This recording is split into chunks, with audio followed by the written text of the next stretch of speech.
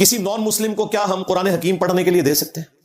جی بالکل دے سکتے ہیں. قرآن پاک تو بریلویوں کے نزدیک تو نازلی کافروں کے لیے ہوا ہے. ہاں آپ کوئی آیت پیش کریں کہتے کافروں نے بارے چاہے کافروں نے بارے چاہے, تو بریلوی تو مانتے ہیں کہ کافروں کو ہی دینا چاہیے, وہ کہتے ہیں ہمارے لیے تو نازل ہی نہیں ہوا. تو یہ میں نے نظامی جواب کے طور پہ بات کی ہے, پکی کے طور پہ. تو نان مسلم کو آپ نے قرآن ہی تو دینا ہے. اسلام کو آپ نے اسٹڈی اس اعتبار سے کروانا ہے کہ آپ کہیں گے جی یہ اسلام کے نمائندہ علماء ہیں, ان کو دیکھیں اور صحابہ کرام کی یاد تازہ ہو جائے گی. ٹھیک ہے, تو ان کو دیکھنے سے صحابہ کرام کی یاد تازہ نہیں ہوتی, صحابہ کے مخالفین کی یادیں ہی تازہ ہوتی ہیں. تو قرآن ہی پڑھنے کے لیے دیں گے. قرآن نازل ہوا مشرکین عرب کے اوپر اور انہوں نے قرآن سن کے اسلام قبول کیا. کتنے صحابہ کرام قرآن کی وجہ سے ہی مسلمان ہوئے ہیں. نبی اسلام کی دعوت کا انسٹرومنٹ یہی ہے, وَأُوحِيَ إِلَيَّ هَذَا الْقُرْآنُ لِأُنذِرَكُم بِهِ وَمَن بَلَغَ. اے نبی تم فرماؤ قرآن مجھے اس لیے وحی کیا گیا تاکہ اس قرآن کے ذریعے میں تمہیں بھی ڈر سنا دوں اور جس تک یہ دعوت پہنچ جائے اس قرآن کے ذریعے دعوت کرے. اچھا جب ہم یہ بات کرتے ہیں تو وہ کہتے ہیں چلیں آپ احتیاط کریں ترجمہ دے دیں, عربی والا قرآن نہ دیں. ان کے نزدیک جو ترجمہ ہے وہ قرآن ہی کوئی نہیں ہے.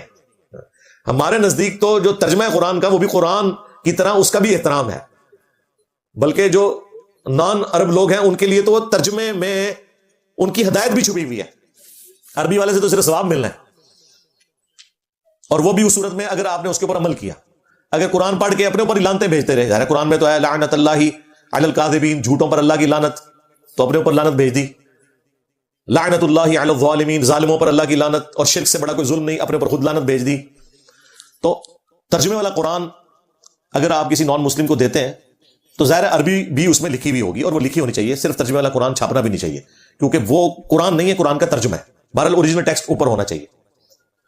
پھر سے یہ پوچھیں کہ اس وقت بھی 1.5 کروڑ کرسچنز ایسے ہیں نان مسلمز جن کی زبان ہی عربی ہے اور وہ نان مسلم ہے. ان کو قرآن کا ترجمہ کس زبان میں دیں گے؟ عربی میں کر کے دیں گے ترجمہ. عربی میں اگر آپ نے قرآن کا ترجمہ کیا تو آپ سے بڑا تو کوئی گستاخ ہی نہیں ہے. یعنی آپ قرآن کا ترجمہ عربی میں کرنے کا مطلب یہ کہ آپ لوگوں کو بتانا چاہتے ہیں کہ اللہ تعالیٰ اپنی بات اچھے طریقے سے نہیں پہنچا سکا, میں اس کو بہترین طریقے میں آپ کو سمجھاتا ہوں. بولے اعوذ باللہ تعالیٰ, یہی مطلب ہے نا. اور کیا ہے, قرآن جب بیسٹ عربی میں اللہ ہی نازل کر سکتا تھا اور آسان عربی میں, اللہ تعالیٰ نے کافروں کے تانے برداشت کر لیے کہ یہ کیسی کتاب ہے جس میں مکھی کی مثال ہے اور مکڑی کی مثال ہے. اللہ نے کہا کہ میرا مقصد کسی کے اوپر رعب ڈالنا نہیں ہے. اللہ اس بات سے حیا محسوس نہیں کرتا کہ وہ مچھر کی مثال بیان کرے یا اس سے بھی کسی حقیر چیز کی. اور جو حق قبول کرنے والے ہیں وہ جانتے ہیں کہ یہ اللہ کی طرف سے, اور جن کے دلوں میں ٹیڑھ پن ہے اور جو بات نہیں ماننا چاہتے تو وہ اس میں ٹیڑھ پن تلاش کرتے ہیں, کہتے ہیں اس مثال سے اللہ نے کیا نکالا. تو اللہ تعالیٰ نے پھر اس پہ غصہ نکالتے ہوئے کہا یضل بہ کثیرا ویہدی بہ کثیرا. اللہ نے اس لیے نازل کیا کہ تاکہ تم اس کا انکار کر کے گمراہ ہو جاؤ. اللہ تعالیٰ بہت سے لوگوں کو گمراہ کرتا ہے, بہت سے لوگوں کو ہدایت دیتا ہے, جس کو یہ کہتے ہیں قرآن جو ہے وہ گمراہ کرنے والی کتاب بھی ہے. مسلمان کہہ رہے ہوتے ہیں جی قرآن پڑھ کے آپ گمراہ بھی ہو سکتے ہیں, یعنی آپ نان مسلم کو کہیں کہ یہ لو قرآن پڑھو 50-50 چانسز ہیں, گمراہ بھی ہو سکتے ہو. ایسا شخص کافر ہے جس کا یہ عقیدہ ہے کہ قرآن گمراہ کرتا ہے. ہاں گمراہ نہیں ہے, وہ کافر ہے. یہ تو بات ہی کچھ اور تھی. اللہ نے کہا جو قرآن کو مانتے ہیں نا وہ ہدایت پہ آ جاتے ہیں, اور جو قرآن کو نہیں مانتے اور کہتے ہیں کہ اللہ اتنی بڑی ہستی ہے, اسے کیا پڑی تھی چھوٹی چھوٹی مثالیں دینے کی. تو اللہ نے تو ہر بندے کو سمجھانا ہے نا. جس طرح لوگ مجھے بھی کہتے ہیں جی صاحب آپ جو ہے وہ پنجابی کے الفاظ کیوں بولتے ہیں؟ بھائی میں نے تو پنجابیوں کو بھی سمجھانا ہے, میں نے تو انگریزی جاننے والوں کو بھی سمجھانا ہے, تو میرا مقصد تو بات سمجھانا ہے. تو اللہ تعالیٰ نے فرمایا کہ یہ اس لیے تاکہ لوگوں کو بات سمجھائی جائے. تو جو قرآن پہ عمل نہیں کرتے وہ گمراہ ہوتے ہیں. تو قرآن آپ پڑھنے کے لیے نان مسلم کو دیں, بلکہ اپنی دوستی کا حق ادا کریں. میرے پاس پچھلے دنوں وہ ہرمیت سنگھ آئے تھے پوڈ کاسٹ کے لیے, تو میں نے انہیں قرآن پاک گفٹ کیا. ہمارے پاس قرآن ہی تو ہے گفٹ کرنے کے لیے. نان مسلم تو قرآن کا ترجمہ پڑھ کے انگریزی میں مسلمان ہو رہے ہیں, اور مسلمانوں کا مولوی کہتا ہے قرآن ڈائریکٹ نہ پڑھنا گمراہ ہو جاؤ گے. اندازہ کر لیں آپ. علماء سے پوچھ کے چلیں. علماء سے پوچھیں گے تو وہ کہیں گے قرآن نہیں پڑھنا, پوچھ کے چلیں. باقی اس میں جو لوگ کہتے ہیں نا کہ قرآن کی آیت ہے لا یمسہ الا المطہرون, قرآن کو ہاتھ نہ لگائیں مگر صرف پاکیزہ لوگ ہی. میرے بھائی اس آیت کو آپ شروع سے پورے کانٹیکسٹ کے ساتھ پڑھیں. کافر یہ کہتے تھے یہ قرآن اللہ تعالیٰ کی طرف سے نازل نہیں ہوا بلکہ شیاطین نے محمد کے اوپر اتارا ہے, نعوذ باللہ. تو اللہ تعالیٰ نے فرمایا انہ لقرآن کریم, بے شک یہ بڑی عزت والا قرآن ہے. فی کتاب مکنون, یہ لوح محفوظ کے اندر ہے قرآن. لا یمسہ الا المطہرون, اور اس لوح محفوظ تک تو صرف پاکیزہ فرشتوں کی رسائی ہے. تنزیل من رب العالمین, یہ تو اتارا گیا ہے اس رب کی طرف سے جو سارے جہانوں کا پالنے والا ہے. یعنی جہاں پہ قرآن اللہ نے محفوظ کیا ہوا ہے وہ ایسی عزت والی جگہ ہے کہ صرف پاکیزہ فرشتے وہاں پہ جاتے ہیں. اوریجنل قرآن, یہ اوریجنل قرآن نہیں ہے, اس اوریجنل قرآن کی کاپی ہے. اوریجنل قرآن اللہ کے پاس ہے. بل ہوا قرآن مجید فی لوح محفوظ, یہ اس کی کاپی ہے ہمارے پاس. تو اللہ نے کہا کہ صرف پاکیزہ فرشتے وہاں پہ جاتے ہیں. انہوں نے پکڑ کے اسے فٹ کر دیا کہ جی قرآن کو ہاتھ نہیں لگائیں گے مگر باوضو. ٹھیک ہے, آپ اسے ایکسٹراپولیٹ کرتے ہوئے یہ بات کر سکتے ہیں. وضو کے لیول تک تو اتنی شرط نہیں ہے, لیکن جنبی نہیں ہونا چاہیے کسی شخص کو. یہ ایک الگ سے مسئلہ ہے, اس کے اوپر میری علیحدہ سے ویڈیوز ریکارڈ ہے. لیکن نان مسلم کے اوپر تو کوئی شریعت اپلائی نہیں ہوتی نا. اس نے وضو کیا ہو نہ کیا ہو, غسل کیا ہو نہ کیا ہو, وہ مسجد میں بھی آ سکتا ہے اور قرآن بھی پڑھ سکتا ہے. اس کے اوپر یہ ایپلیکیبل نہیں. اور آج کل تو ویسے ہی کوئی مسئلہ نہیں رہا, اب تو مصحف تک تو بات ہی نہیں رہی, اب تو موبائل میں آ گیا. اور موبائل والا جو ہے وہ تو کوئی بھی اس کو ہاتھ لگا سکتا ہے. ہمارے نزدیک تو بغیر وضو کے قرآن کو آپ ہاتھ لگا سکتے ہیں, صرف جنبی شخص نہیں لگا سکتا. وہ مولا علی کی حدیث ہے ابو داؤد ترمذی میں کہ نبی الاسلام کو حالت جنابت کے علاوہ کوئی اور حالت ایسی نہیں ہوتی تھی کہ جو مانے ہو قرآن کی تلاوت سے. نبی الاسلام قرآن کی تلاوت کرتے تھے بے وضو بھی. ہاں, جب جنبی ہوتے تھے پھر قرآن کی تلاوت نہیں کرتے تھے. تو اس کانٹیکسٹ میں لا یمسہ الا المطہرون میں, لیکن یہ سارا مسلمانوں کے لیے ہے. نان مسلم کو آپ قرآن پڑھنے کے لیے دے سکتے ہیں. کیا نان مسلمز کی کتابیں آپ پڑھ سکتے ہیں جو ان کے ریلیجن سے متعلق ہیں؟ بالکل شوق سے پڑھیں, لیکن پہلے اپنی کتابیں پڑھ لیں. ہاں, تاکہ آپ کو پتا ہو کہ دین حق کیا ہے, اور جب وہاں پہ آپ کو کوئی حق سے ہٹی بھی کوئی بات پتا چلے تو آپ کے لیے فیصلہ کرنا آسان ہو جائے. اللہ نے تو اپنی کتابوں کے بارے میں کہہ دیا ہے کہ ہم نے تورات نازل کی تھی, انجیل نازل کی, اور اس کے بعد الفرقان نازل کی ہے, حق اور باطل میں تمیز کرنے والی کتاب.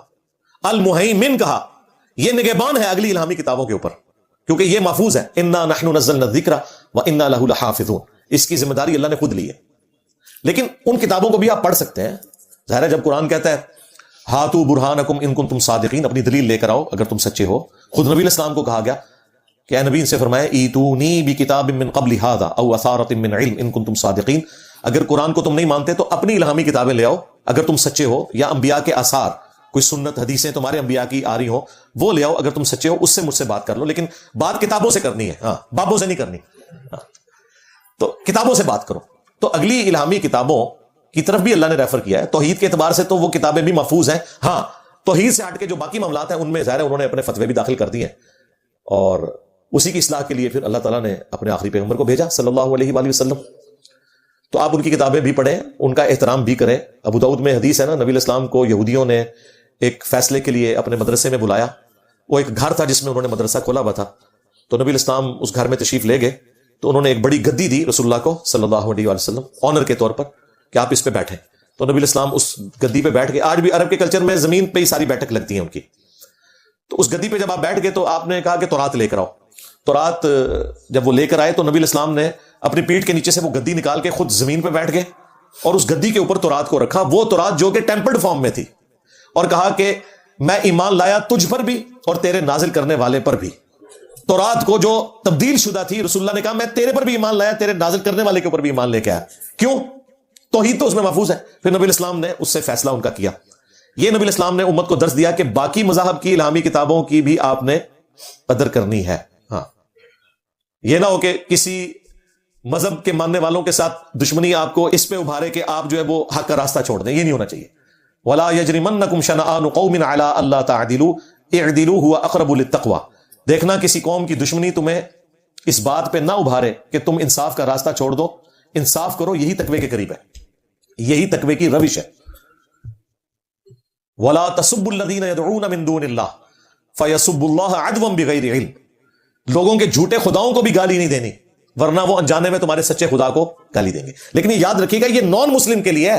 ہاں, اگر کوئی مسلمان اپنے رب کے ساتھ, اپنے نبی کے ساتھ غداری کرے گا نا, تو اس کا بابا نہیں آپ نے چھوڑنا. ہاں, میرے نبی سا ہے ہی کوئی نہیں, تیرے بابے تھے شاہی کوئی نہیں. یہ اپنے بابوں کو بچاتے ہیں اس آیت کے پیچھے, جی لوگوں کے جھوٹے خداؤں کو نا. اچھا, اس کا مطلب ہے تمہارے جو بابے واقعی جھوٹے خدا ہوئے پھر تمہارے, یہ مانو. پھر یہ کافروں کے بارے میں ہے کہ کافروں کے جھوٹے خداؤں کو برا نہیں کہنا, وہ تمہارے سچے خدا کو برا کہیں گے. لیکن جو اپنے مسلمان ہیں, اگر وہ اسلام کا لبادہ اوڑھ کر ہمارے خدا اور اس کے رسول کی تعلیمات کو بگاڑیں گے تو ان کے لیے پھر حضرت عمر کی تلوار ہے اور میری زبان ہے. ذہن میں رکھیے گا. مجھے بتائیں, یہ جو یو این او میں قیدیوں کے حقوق ہیں وہ دشمن فوج کے قیدیوں کے حقوق ہیں. اگر پاکستان کا اپنا فوجی کوئی غداری کرے گا نا تو وہ یہ نہیں کہے گا مجھے یو این او کی قراردادوں کے مطابق سزا دی جائے, نہ, اس کے لیے ڈیتھ پینلٹی ہے، پہلے دن حلف لیا جاتا ہے. کیوں؟ کیونکہ وہ فوج کا حصہ تھا، اس نے غداری کی.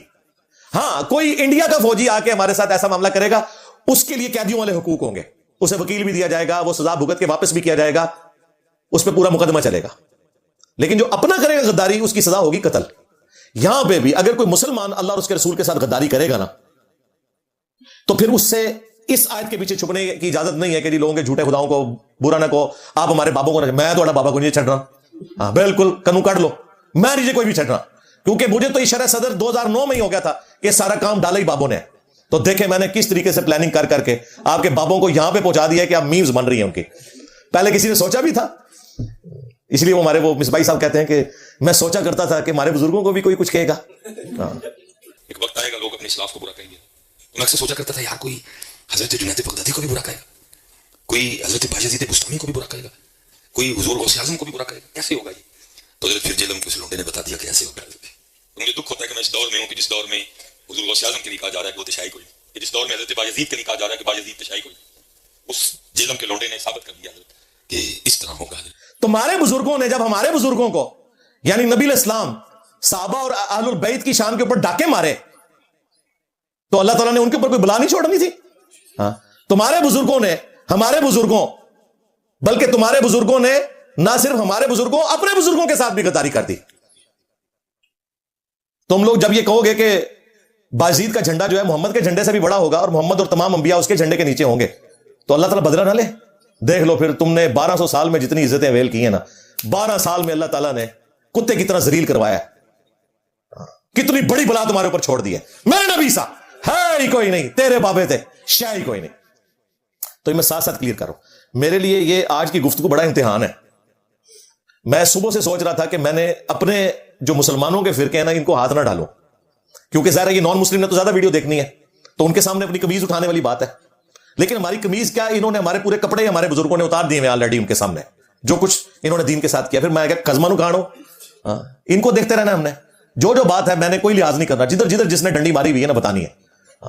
یہ اس قسم کے ہمیں جو بھاشن دیتے ہیں نا کہ جی وہ جی ہمارا اس وقت مشترکہ دشمن ہے، بھائی ہمارا سب سے بڑا دشمن وہ ہے جو ہمارے اندر گھسا ہوا ہے. ہاں جس نے اسلام کی پیٹھ میں چھرا گھونپا ہے، اسلام کی پکچر ہی اتنی ملائن کی ہے کہ مسلمان نوجوان خود اپنے دین سے متنفر ہو گیا. ہمارے نوجوان کافروں کی وجہ سے متنفر نہیں ہے اپنے دین سے، کافروں کا تو تعارف ان کو کہاں سے ہوتا ہے؟ وہ جب کوئی بڑی عمر پہ پہنچے، اور آج کل بھی سوشل میڈیا کی وجہ سے تھوڑا بہت، ورنہ پہلے کیا تھا؟ یہ تمہارے مولوی ہے جن کی وجہ سے متنفر ہوئی ہے ینگ جنریشن جو ہے، یہ کافروں کی وجہ سے متنفر نہیں ہوئی بھی ہے. لہٰذا یہ پہلے دشمن یہ ہیں ہمارے، یہ غدار ہیں.